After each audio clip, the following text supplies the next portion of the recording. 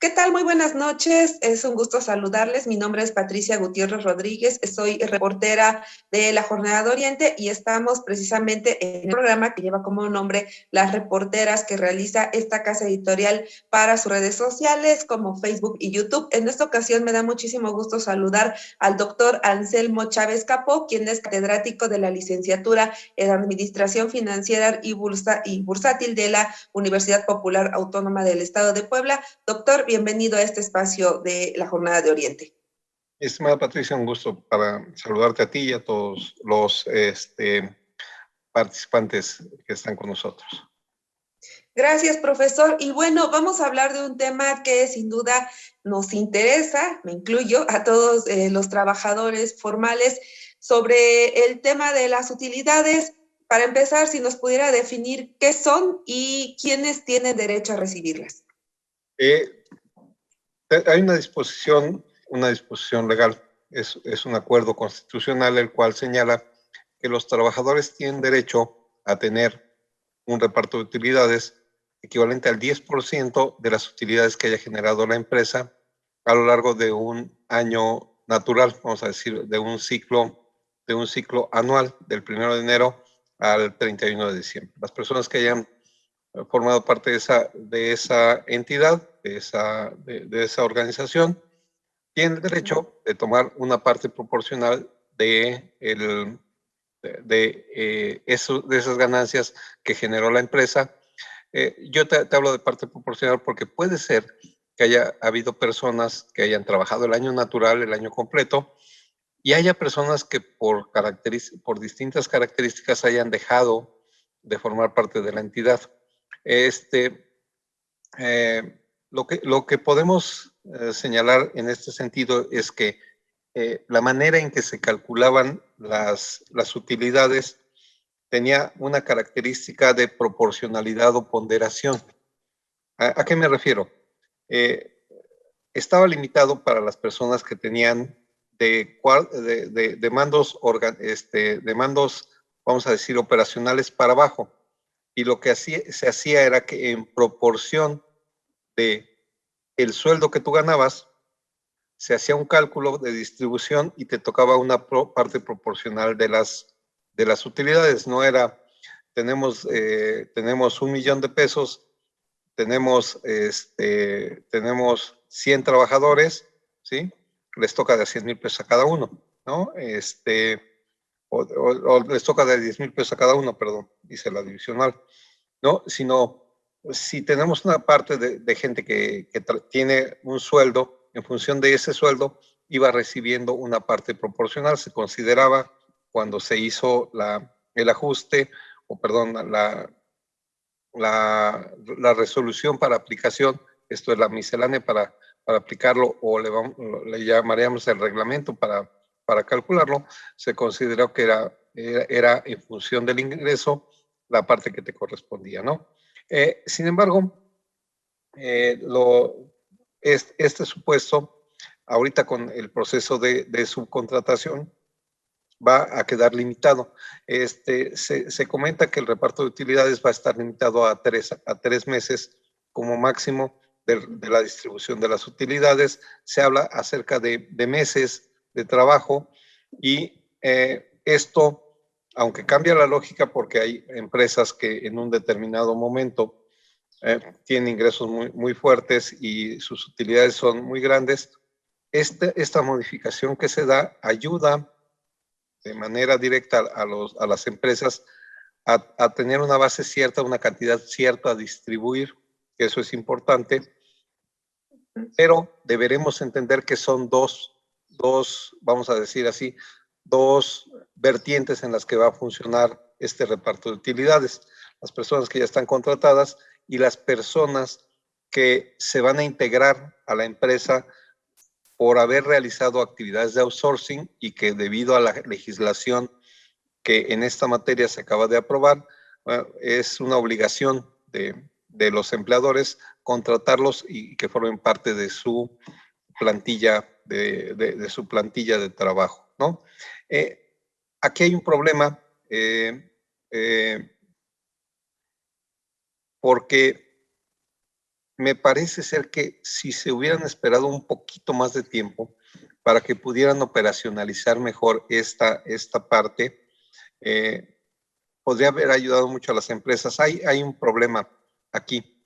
Por ejemplo, la mayor preocupación de muchos de las personas que han revisado esta adecuación no es la adaptación, no es el pago de las obligaciones en materia de seguridad social. Eso para las gentes que van a entrar a este esquema que se suponía ya lo tenían, ojo, se suponía que ya formaban parte o tenían acceso a estas prestaciones de seguridad social, y ahí es donde uno de los beneficios de la reforma, sino que con esta adaptación se comenta que las empresas van a tener 3 meses para regularizarse, lo cual, si mal no recuerdo, el Consejo Coordinador Empresarial estaba pidiendo 6 meses, ¿sí?, para hacer los procesos de adaptación. Al final de cuentas, en alguna entrevista, el líder del Consejo señalaba, bueno, nosotros queríamos 6, se fueron 3, es lo que nos quedó, ¿no? Al final de cuentas, las empresas van a tener 3 meses para regularizarse, y esto lo que los preocupa es en el término de las utilidades, porque no se sabe si a partir de ese momento tendremos que repartir el ejercicio fiscal en 2. Aquellas personas que ya estaban contratadas y que tenían derecho por las características de formar parte de la planta laboral, y las personas que se están integrando, que también, vamos a decir, no les puede tocar una utilidad si los estoy integrando a partir del 1 de mayo, no les correspondería, vamos a decir, por la propia normatividad, le vas a pagar algo cuando no formaba parte de la empresa. Entonces, esa es una de las preocupaciones que hay, ¿no? Sí tenemos un monto máximo a pagar de reparto de utilidades de 3 meses, y que no se confunda, las empresas tienen 3 meses para actualizar estos procesos de captar a las personas para que participen, sean parte, no participen, sean parte de la empresa nuevamente. Y, perdón que haya regresado, pero entonces en el reparto de las utilidades se necesita clarificar si vamos a manejar el reparto de utilidades del 2021, de qué manera. Los que ya estaban les toca todo, ¿sí? Los que acaban de llegar también les va a tocar todo, pero ¿por qué les va a tocar todo si no estaban parte de la empresa? Eso es uno de los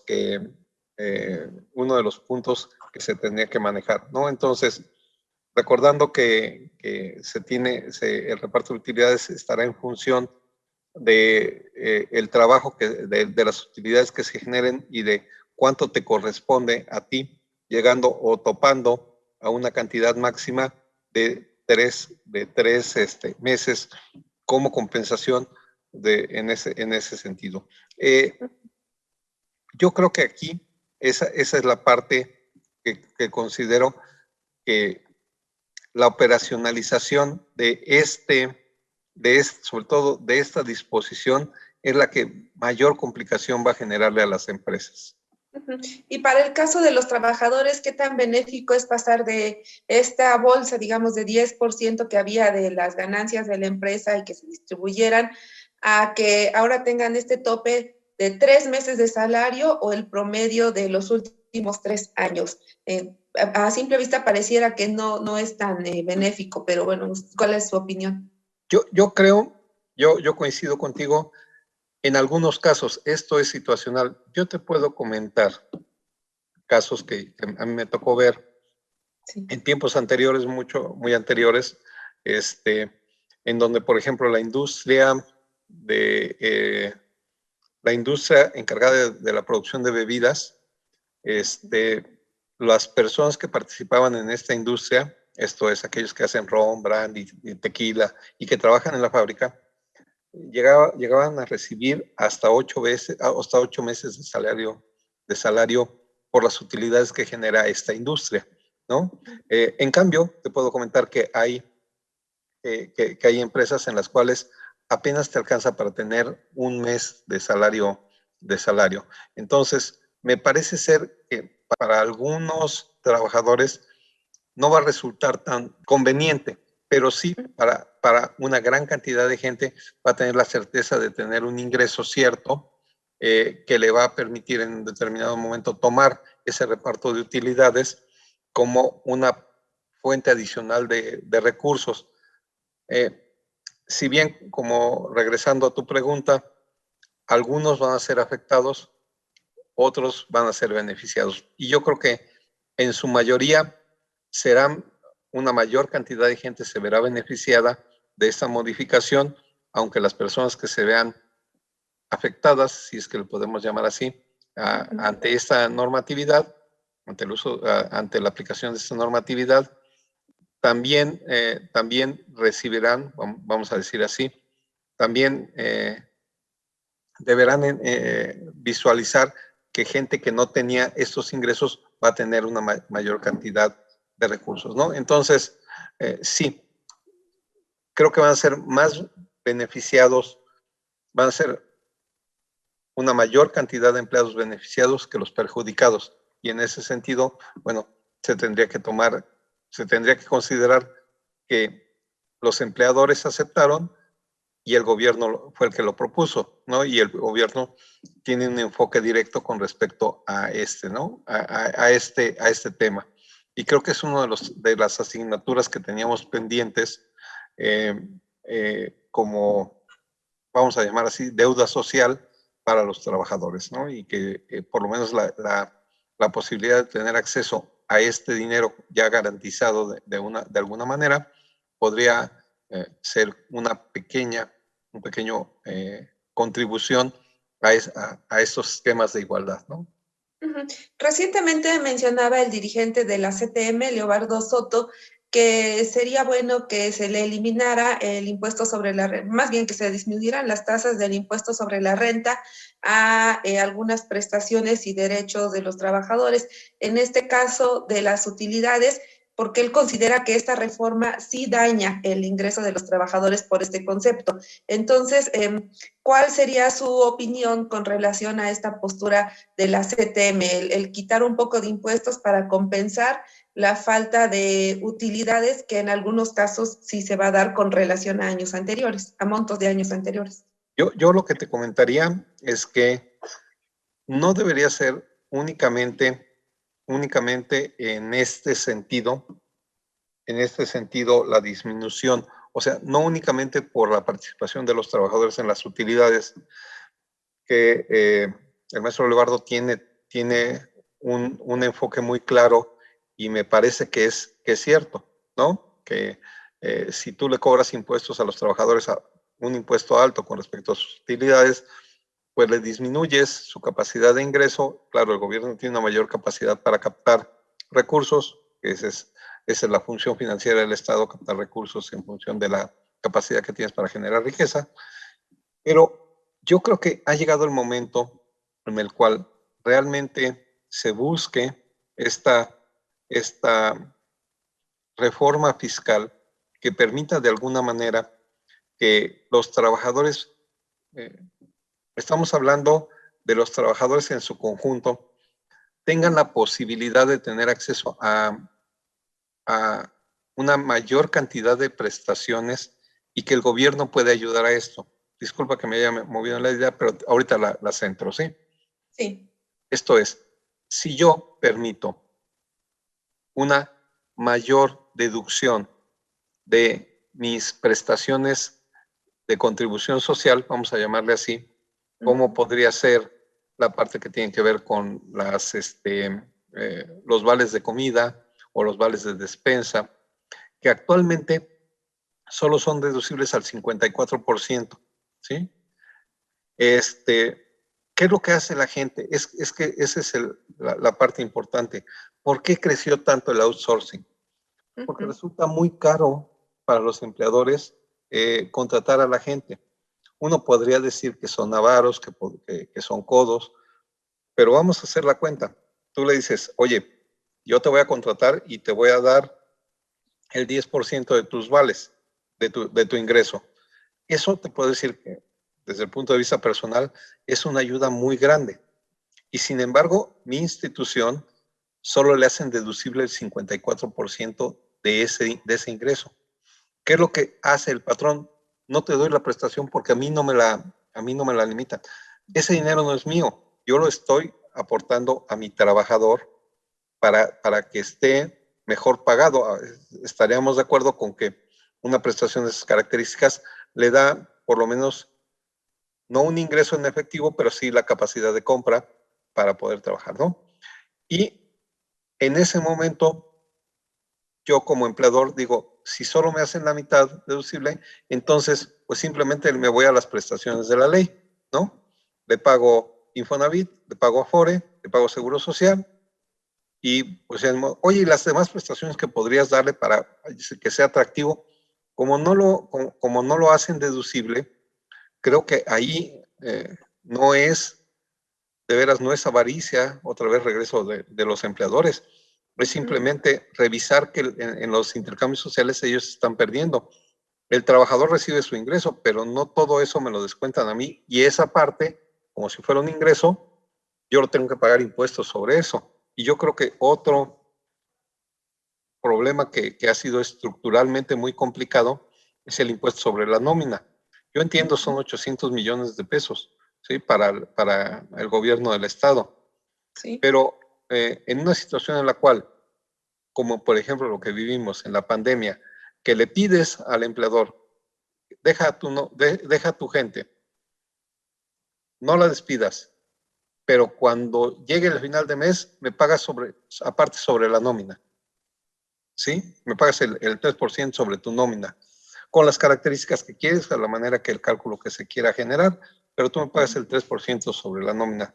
Yo a nivel personal, y no es con la administración actual, sino es con todas las administraciones estatales, desde que se generó el impuesto como tal, yo como contador considero que es aberrante que sobre un gasto te cobren a ti un impuesto.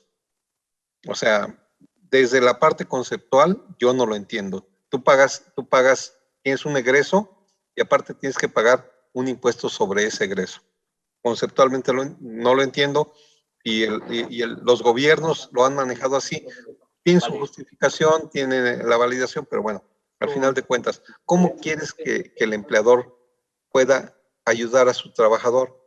Ayúdalo también con esta parte que tiene que ver con las prestaciones sociales, las prestaciones de seguridad social.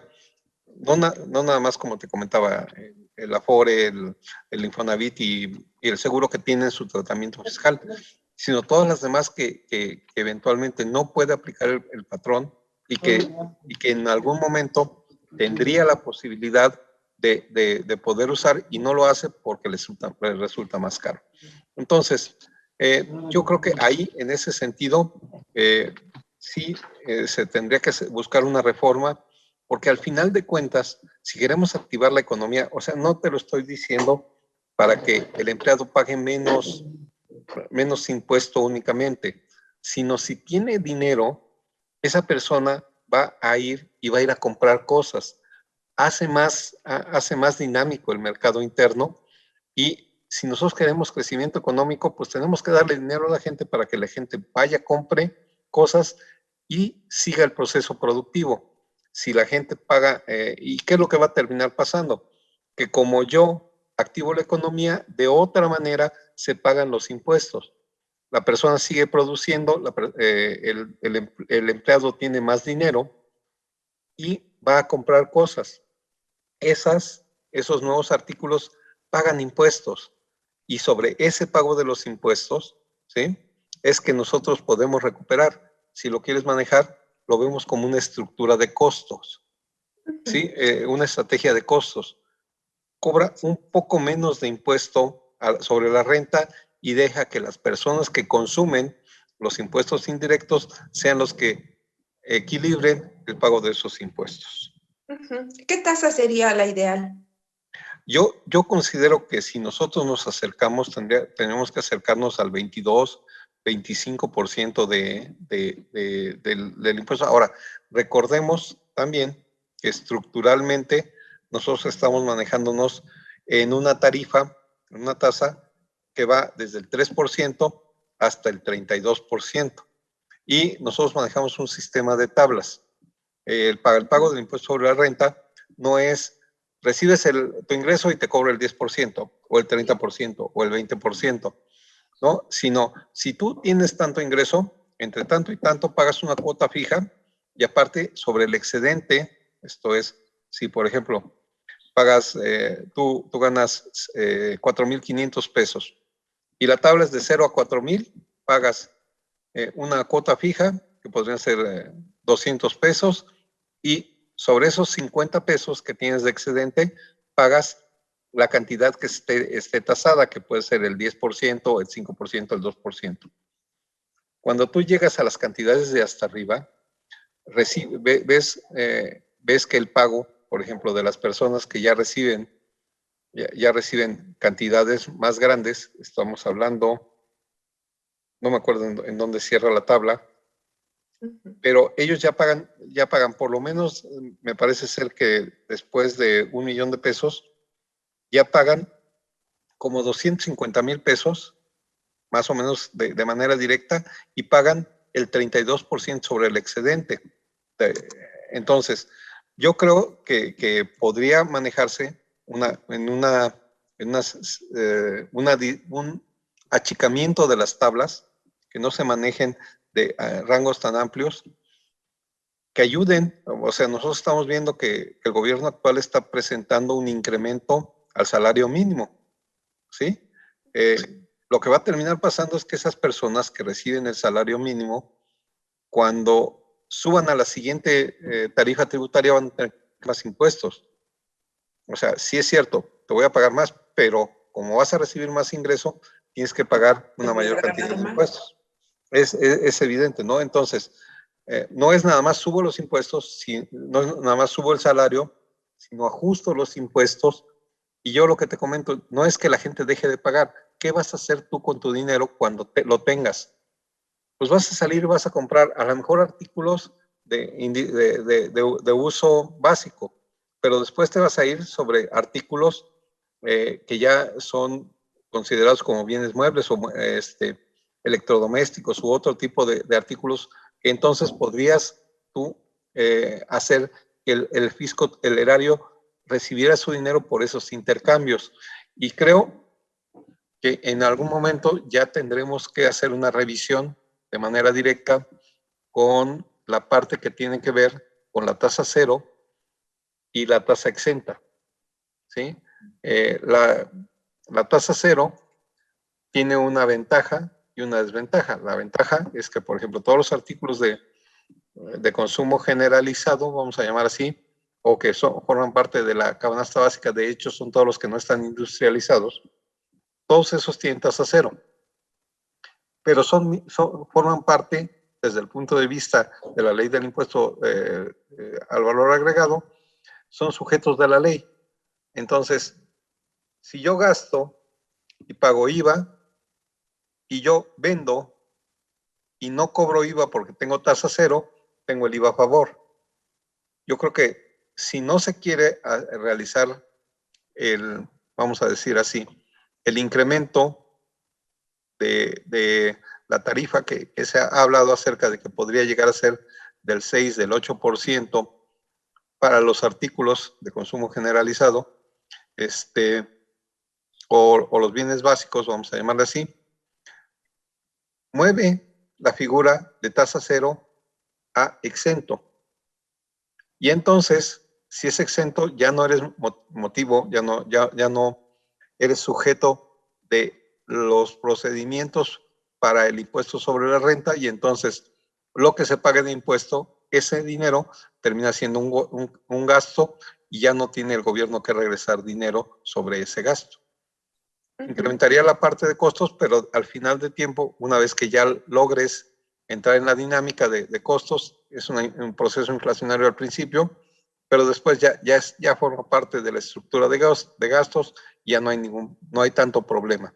En ese sentido, las devoluciones de impuestos al valor agregado son algunas de las devoluciones que han estado muy revisadas, pero el punto es que podremos quejarnos porque a los grandes multinacionales les regresamos 1,500, 2,000 millones de pesos, pero está en la ley y así está establecido y así se generó.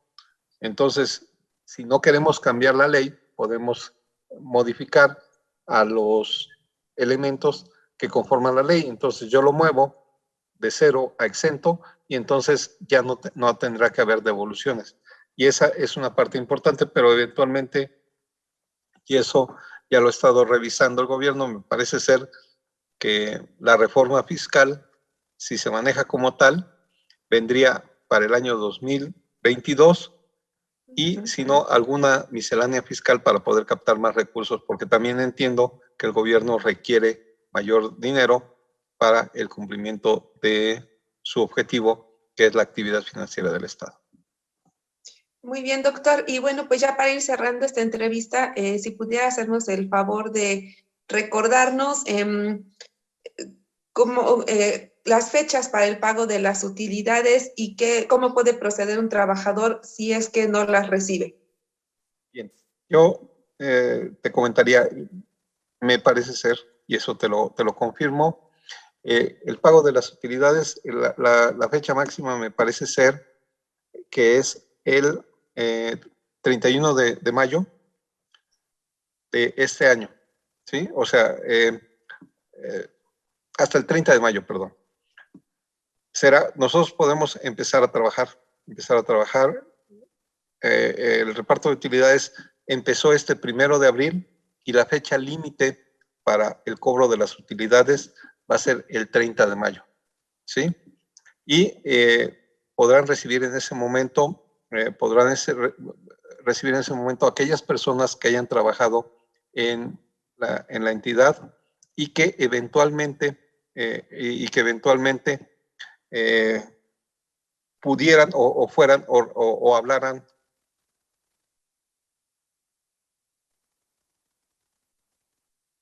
estamos hablando de que el derecho de los trabajadores empieza a partir del 1 de abril y va a ser hasta el 30 de mayo, ¿no? Y lo que deberá hacer es lo siguiente.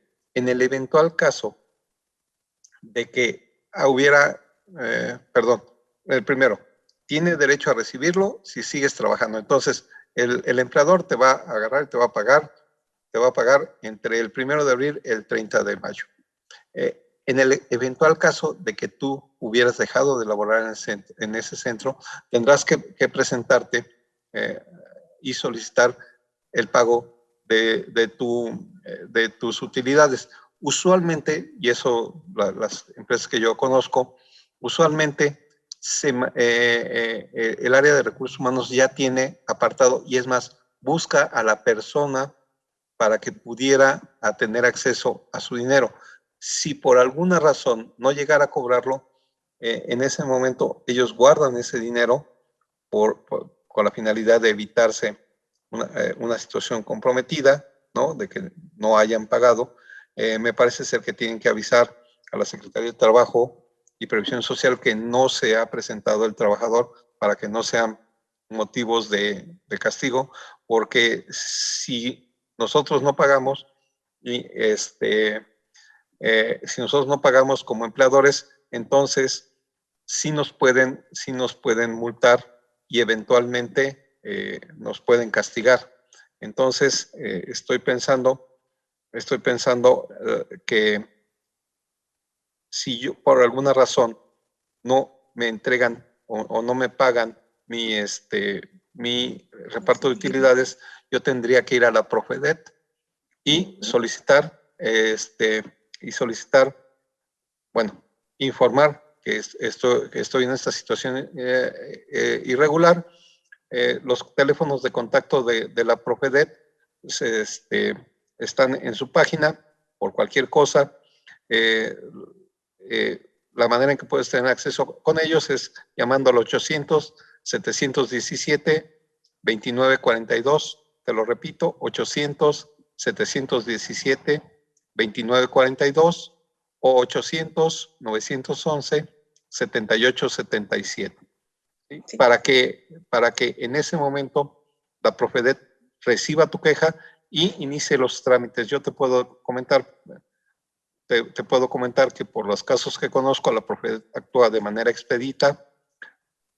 Una disculpa. Solo te voy a cerrar el dato completo. Las extensiones a las que se tendría que comunicar sería la 44740 y la 44741. ¿Sí? Tú te reportas con ellos, en la Profedet te reciben tu queja y ellos inmediatamente van.